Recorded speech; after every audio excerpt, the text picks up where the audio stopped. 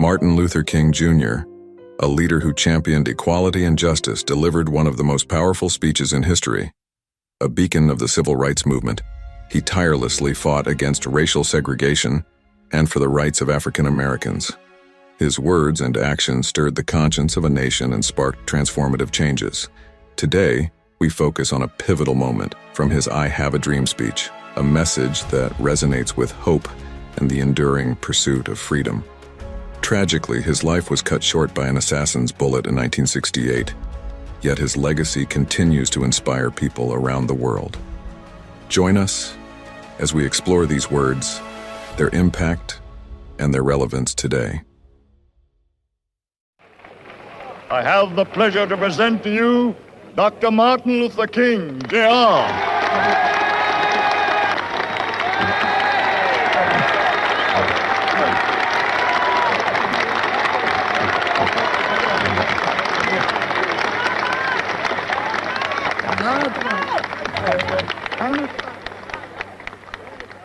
I am happy to join with you today in what will go down in history as the greatest demonstration for freedom in the history of our nation.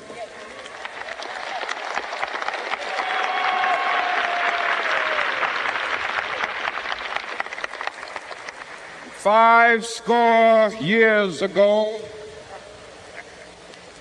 a great American in whose symbolic shadow we stand today signed the Emancipation Proclamation.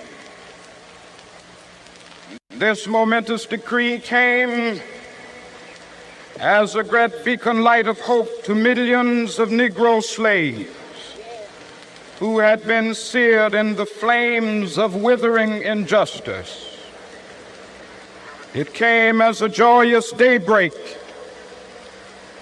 to end the long night of their captivity. But 100 years later, the Negro still is not free. 100 years later, the life of the Negro is still sadly crippled by the manacles of segregation and the chains of discrimination. 100 years later, the Negro lives on a lonely island of poverty in the midst of a vast ocean of material prosperity. This nation will rise up and live out the true meaning of its creed.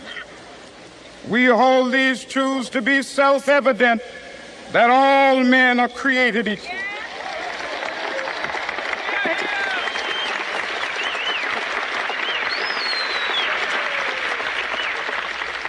I have a dream that one day on the red hills of Georgia, the sons of former slaves and the sons of former slave owners will they be able to sit down together at the table of brotherhood. I have a dream that one day, even the state of Mississippi, a state sweltering with the heat of injustice, sweltering with the heat of oppression, will be transformed into an oasis of freedom and justice. I have a dream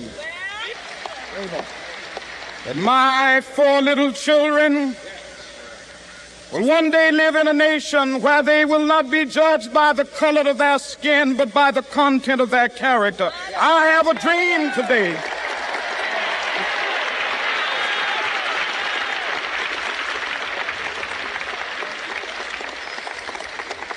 I have a dream that one day down in Alabama, with its vicious racists, with its governor having his lips dripping with the words of interposition and nullification, one day right there in Alabama, little black boys and black girls will be able to join hands with little white boys and white girls as sisters and brothers. I have a dream today.